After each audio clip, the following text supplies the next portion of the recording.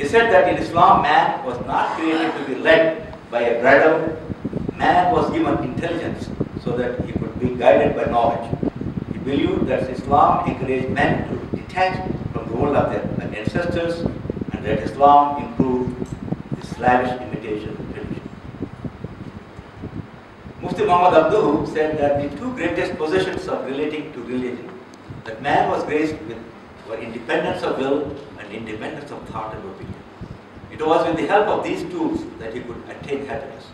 He believed that the growth of Western civilization in Europe was based on these two principles.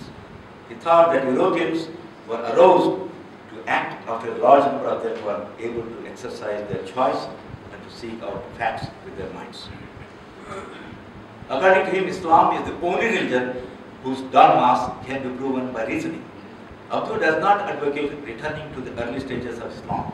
He was against polygamy and thought that it was an archaic custom. He believed in a form of Islam that would liberate men from enslavement, provide equal rights for all human beings, abolish the religious scholars' monopoly on exegesis, that is tafsir, and abolish racial discrimination and religious compulsion. Mufti Muhammad Abduh was in favor of good religious education, which would strengthen a child's morals, and a scientific education which would nurture a child's ability to reason. In his articles, he criticized corruption, superstition, and the luxurious lives of the rich. Abduh's scientific interpretation of the Quran. The manner of Abduh's scientific interpretation of based on rational and pragmatic ideas that he scientifically developed.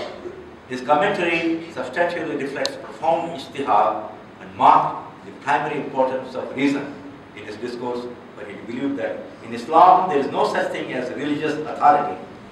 Either the caliph or the qadis, or the muftis, or the sheikhs at Al-Azhar.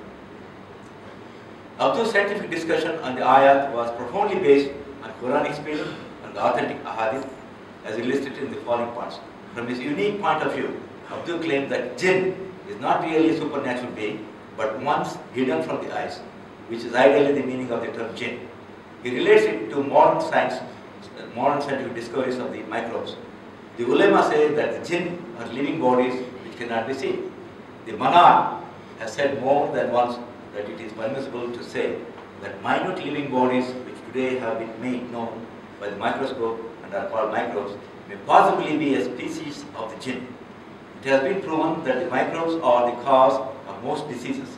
However, we Muslims are fortunately under no necessity of disputing with science all the findings of medicine regarding the correction of a few traditional interpretations. Abduh has produced many scientific works on tafsir such as Tafsir al-Manar, Tafsir Juz Amma, Tafsir al-Fatiha, and Tafsir Surat al-Asr. Abduh's scientific views on the Quran has resulted in many pertinent points to be reflected.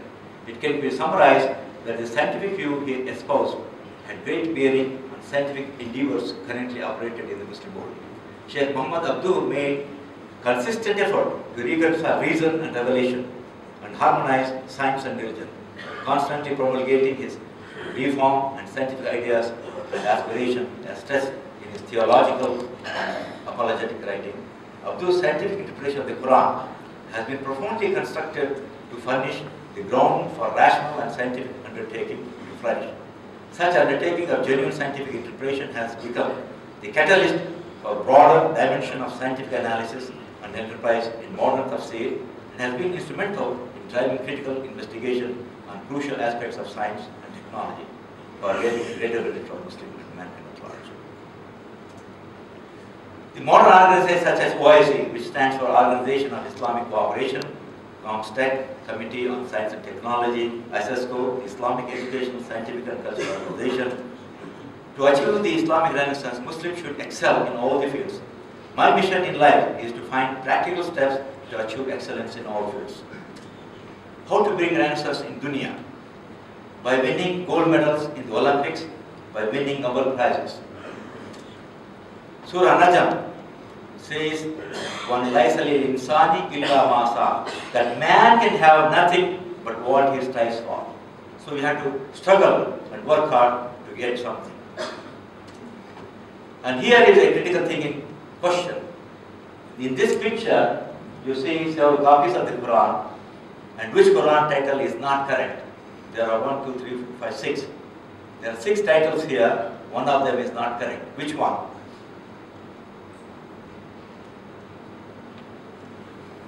One says glorious Quran, starting from the left. Next says the noble Quran. The next one says Kitab al-Hikmah. The next says Tafsir al-Quran, al-Furqan. The bottom one says the glorious Quran. The last one says the Holy Quran. Which title is not correct?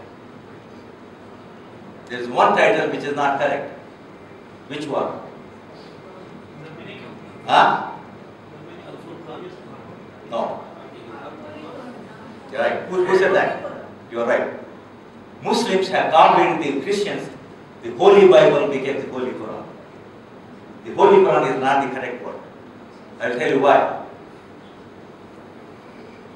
The Quran itself has 55 names for the Quran. 55 names. If you read the Quran, there are 55 names in the Quran, like the Furqan and the Hikmah and all that. But it never says Quran Quds. Quds is holy.